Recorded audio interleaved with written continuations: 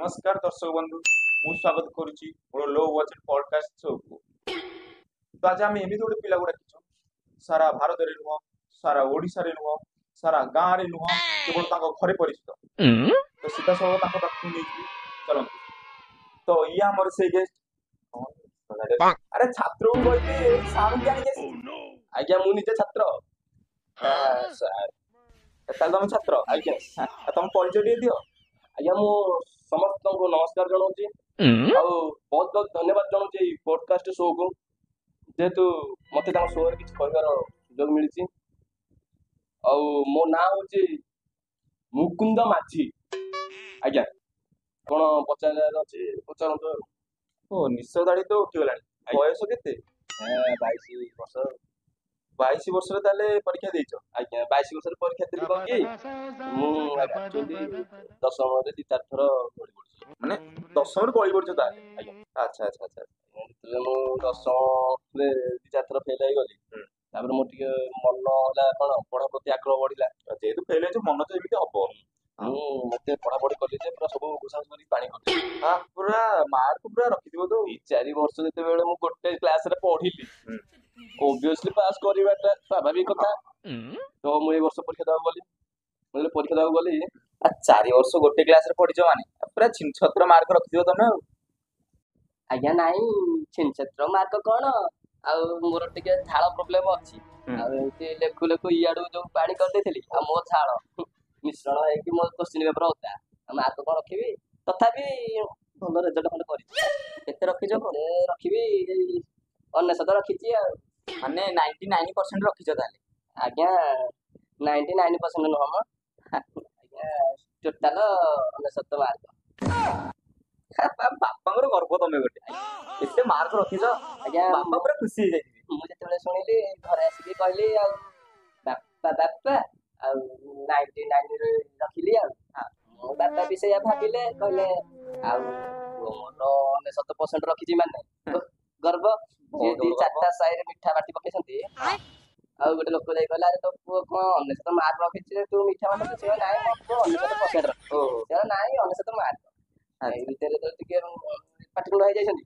ଘରେ କହିଲେ ମତେ ପଚାରିଲେ ପୁଅ କେତେ ରଖିଛୁ? ମୁଁ କହିଲି ବାପା 99 ବା। ସେ କହିଲା କଣ 99? ମୁଁ କହିଲି 99 ମାର୍କ ଟୋଟାଲ। ବାପାର ମୋର ଟିକେ ଲଗା ଲାଗି ହେଲୁ। ବାପାର ତମ ଲଗା ଲାଗି ତ ବାପା ତମକୁ ଲଗେଇଥିବେ। କହିବା କଥା ମାର୍କ ଏତେ ରଖିଛ? ଆଜ୍ଞା ଏମିତି ମାର୍କ ରଖିଦେଲି।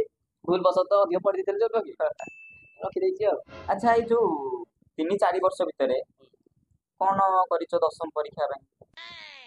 ପଢାପଢି କରେ ଯେତେବେଳେ ସୁବିଧା ସୁଯୋଗ ଦେଖିକି ଭିଡ ମୁଁ ଟିକେ ୟୁଟ୍ୟୁବ ଚ୍ୟାନେଲ ଅଛି ମୋର। ଆଚ୍ଛା ଆଚ୍ଛା ୟୁଟ୍ୟୁବ କମେଣ୍ଟ ମାରିବେ ମୋ ଚ୍ୟାନେଲ ଦେଖିବେ କିନ୍ତୁ କେହି ଦେଖନ୍ତିନି ତମକୁ ବାଧ୍ୟ କରି ଦେଖୁ। ଆଚ୍ଛା ମୋର ବି ଯାଉନି ମୋ 100-200 ଯାଉଛି।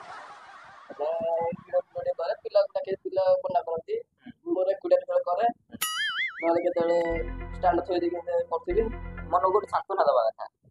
ତ ପଢାପଢି ତ ମୋର ଜୋରିଆ ବାହାରି ଇଂଲିଶ ଫିଂଲିଶ ଟିକେ ବଢିଆ ହୁଏ। ଆଚ୍ଛା ଆଚ୍ଛା ତାହେଲେ ଇଂଲିଶରେ ଏତେ ରଖିଲ? ମୋର ଇଂଲିଶ କେତେ ଥିଲା ନା ଇଂଲିଶ 15 ଥିଲା 2000-277। ପୁଆ ବେଟା ପୁଆ। ଆଜ୍ଞା ଏତେ ମାର୍କ ରଖିଛ ମୁଁ କହିବା କଥା ବୁଝିପାରିଲିନି। ମାନେ ଇଂଲିଶ ଟା ଭଲ ହୁଏ ମାନେ ସବୁଥିରେ ମୋର 15 ତଳକୁ ଅଛି ଇଂଲିଶରେ 17 ଅଛି। ତାର ମୁଁ ଗୋଟେ ଗର୍ବ ଏମିତି ପିଲା ସଂସାର ଅଛନ୍ତି ବୋଲି ମୁଁ ଜାଣିନି। ଆଜ୍ଞା ଆପଣ ଜାଣିପାରିବେ ଆପଣ ଭିତରେ ରହୁଛନ୍ତି ଷ୍ଟୁଡିଓ ଭିତରେ ନା। ତ ଗାଁ ବାଟରେ ଘାଟରେ ଚାଲିଗଲା ବେଳେ ଲୋକ କହୁଥିବେ ଯେମିତି ହେଲେ ଯୋଉ ଗର୍ବ ଛାତି ବୁଲେଇକି ଦେଖିକି ବାଟ ଚାଲିବା ଯୋଉ ଖୁସି ଛାତି ପୁରା ଫାଟି ଯାଉଥିବ। ଆଚ୍ଛା ତ ସବୁଠୁ କିଏ ଖୁସି ହେଇଥିଲେ ଘର ଲୋକ ମାର୍କ ଶୁଣିକି? ମାର୍କ ଶୁଣିକି ବହୁତ ଖୁସି ହେଇଯାଇଥିଲି ମୁଁ। ଆଉ ମା ତ ସେଦିନ ଝାଟୁଆ ଗୋଟେ ଛିଡେଇକି ଆଉ ଏତେ ଖୁସିରେ ଝାଟୁଆ ଗୋଟେ ଛିଡେଇ ପକେଇଲା। ଆଉ ଗୋଟେ ପହଁରା ଭାଙ୍ଗିଥିଲା ଆଉ ଗୋଟେ ଡେକ୍ଚି ଟୋଲା କରିଦେଇଥିଲା। ପିଠିରେ ନା ହାତରେ? ମୁଣ୍ଡ ଗାଡି ଯୁଆଡେ ପାଇଲା ବାଡା ବାଡି। ତାହେଲେ ତମର ସବୁ ଦୁଃଖ କାହାଣୀ ଏଇଆ? ଆଜ୍ଞା କିନ୍ତୁ କଥା ମନରେ ଗର୍ବଟା ଛାଟିଆକୁ ଗୁରୁ ଆପଣ। ନାଇଁ ତ ଦଶମ ପରୀକ୍ଷା ଗଲା, ଦଶମ ଯୁଗ ବି ଗଲା। ତ ସେଇ ଭିତରେ କିଛି ସାର୍ ଆପଣ କଣ କୁହନ୍ତି ଯେହେତୁ ଗୋଟିଏ କ୍ଲାସରେ 4 ବର୍ଷ ଆପଣ ରହିଛନ୍ତି ଆଜ୍ଞା ତ କିଛି ଅଭୁଲା ସ୍ମୃତି ଥିବ ଆଜ୍ଞା ଟିକେ କୁହନ୍ତୁ ଦର୍ଶକ। ଆଜ୍ଞା ଆମେ ପ୍ରଥମତଃ ମୁଁ କହିବାକୁ ଚାହୁଁଛି ଯେ ଆମେ ହେଲୁ adventure ମାନେ ଆପଣ ତ ଇଂଲିଶ କରୁଛନ୍ତି ନା ମାନେ ମୋର ଇଂଲିଶ ତ ସେ ଆମେ ଇଂଲିଶ ତ ର ପଛ ବେଞ୍ଚ ପିଲା ଆଚ୍ଛା ଆମ ଟିକେ ନୋଟୁଟିଆ ପାଇଟି ସାର୍ ପଢଉଥିବେ ଆମର ଇଆଡେ ଜେସିପି ଡିଜେ ଫିଜେ ଚଲାଉଥିବେ ପଛପଟେ କାଗଜ ସାଙ୍ଗରେ ବନେଇ ଦଉଥିଲା।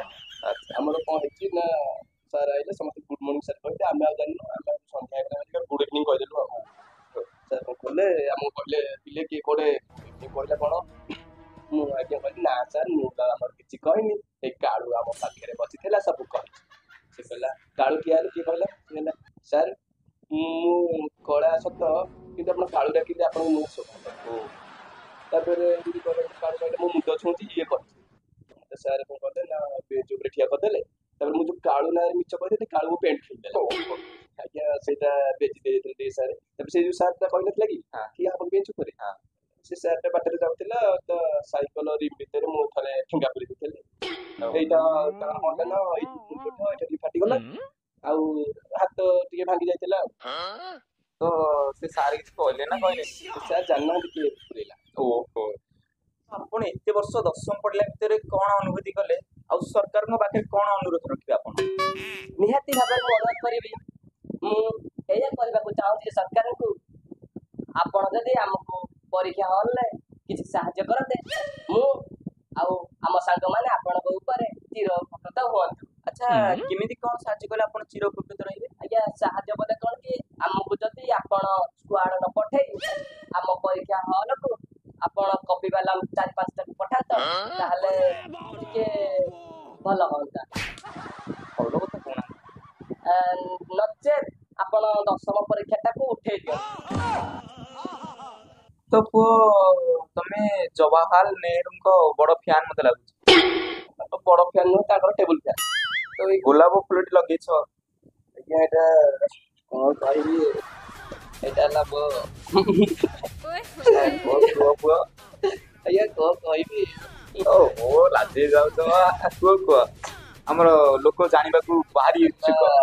ଏଇଟା ମୋ ପ୍ରଥମ ପ୍ରେମର ପତି ତମେ ପ୍ରେମ ବି କରୁଥିଲ ଇଆଡୁ ପ୍ରେମ ଇଆଡୁ ଭିଡିଓ ଇଆଡୁ ପାଠ ପଢା ଭାରି ଟେନସନ କେତେ କଷ୍ଟରେ ତମେ ଗତି କରୁଥିଲ ତ ଏବେ ଆଗକୁ କଣ କରିବ ବୋଲି ଭାବୁଛ?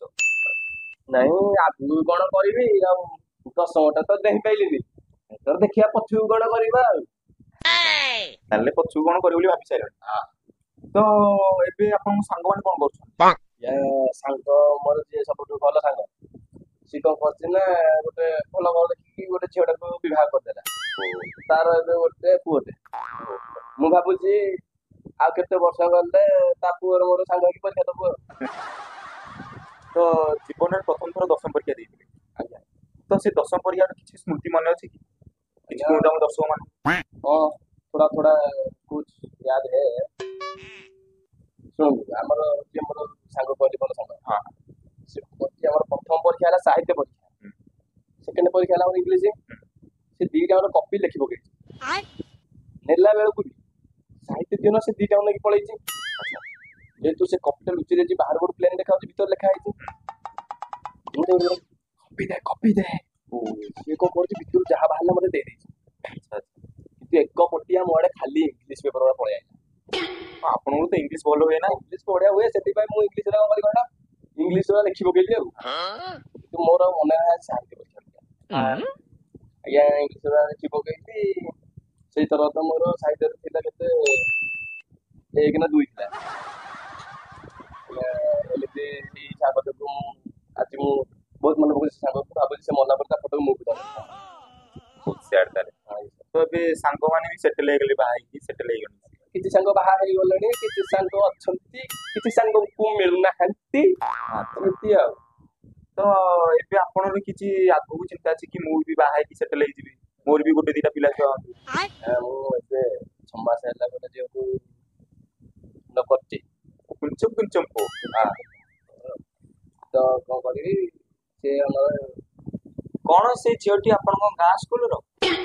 ନା ଆମ ଗାଁ ସ୍କୁଲ ନୁହଁ ମୁଁ ଆମ ଗାଁ ସ୍କୁଲ ପିଲାଙ୍କୁ ପସନ୍ଦ କରେ ସେ କଣ କହିଲ ସେମାନେ ମତେ ପସନ୍ଦ କରନ୍ତି ମତେ ଆଇ ଡୋଣ୍ଟ ଲାଇକ୍ ଦିସ୍ ଗାଁ ସ୍କୁଲ ଝିଅ କଥା କଣ କି ମୋର ଗୋଟେ ଇଂଲିଶ ମିଡିୟମର ଝିଅଟେ ମନକୁ ପାଇଛି ଆଉ ତାକୁ ପୁରା ଚାରିଟା ପାଟା କୋଉଠାରେ ସେ ଝିଅ? ଆଜ୍ଞା କୋଉଠାର କହିବି କଣ ଦର୍ଶକ ମାନେ ଦେଖୁଛନ୍ତି ତମେ ଭଲ ତମେ ଡରନି, ଆମର ଭିଉ ଯାଉନି ବା, ତମେ କୁହ।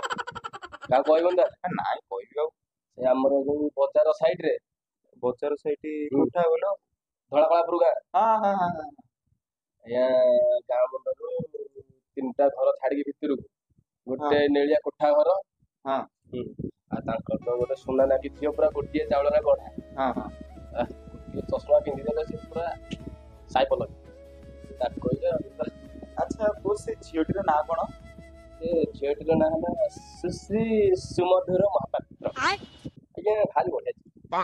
ହଇରେ ଶଳା, କଣ ହେଲା ମ ତୁ ମୋରି ଝିଅକୁ ଭଲ ପାଉଛୁ? କଣ ତୁ ଶଳା ଆପଣ- ତାର ଇଜ୍ଜତ ତ ତୁ ଆଜ୍ଞା। କୁଆଡେ ଗଲା?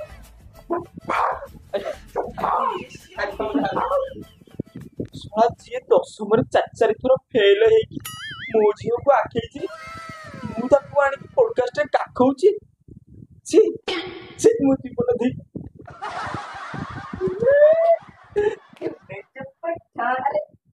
एक सेकंड चुम्मे चुप